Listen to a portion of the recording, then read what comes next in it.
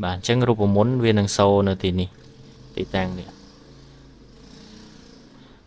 អញ្ចឹងដើម្បីបាទធ្វើវាបានបាទយើងត្រូវបាទសួស្តីអ្នកទាំងអស់គ្នាសូមស្វាគមន៍មកកាន់ Channel ខ្ញុំបា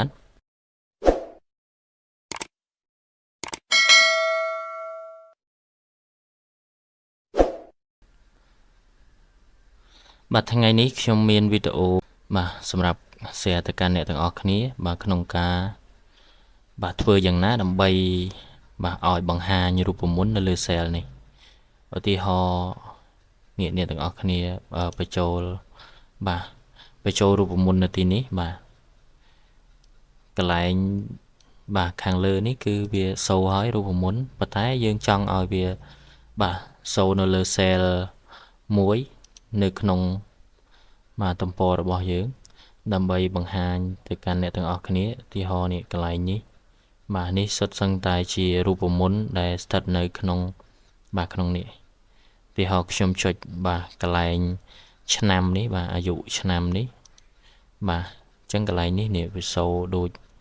គ្នាទៅនឹងកន្លែងនេះដែរអ្នកនរគ្នាបាទឧទាហរណ៍ខ្ញុំលុបវាអញ្ចឹងកន្លែងនេះ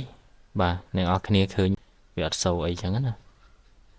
បាទបើសិនជាខ្ញុំបញ្ចូលរូបមន្តនៅកន្លែងនេះវិញបាទវានឹងបង្ហាញនៅលើបាទ cell នេះបាទអញ្ចឹងខ្ញុំបញ្ចូលកន្លែងរូបមន្តនេះវិញបាទយើងវាស្មើបាទ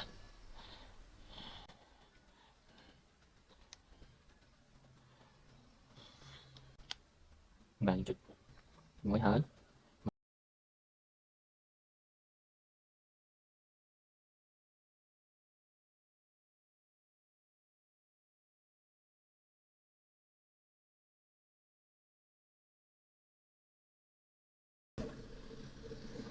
បាទអញ្ចឹងរូបមន្តវានឹងសូនៅទីនេះទីតាំងនេះអញ្ចឹងដើម្បីបាទធ្វើវាបានបាទយើងត្រូវបាទចុចកន្លែងនេះមកអ្នកនរគ្នាឧទាហរណ៍យើងចង់ឲ្យសូរូបមន្តនេះកន្លែងនេះអញ្ចឹងយើងចុចស្មើកន្លែងនេះស្មើបាទយើងវាយពាក្យថាប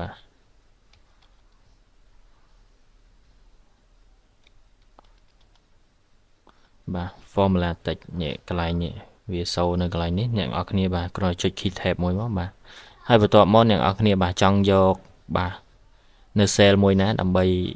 យកមកបង្ហាញនៅទីតាំងនេះឧទាហរណ៍ខ្ញុំយកអាយុ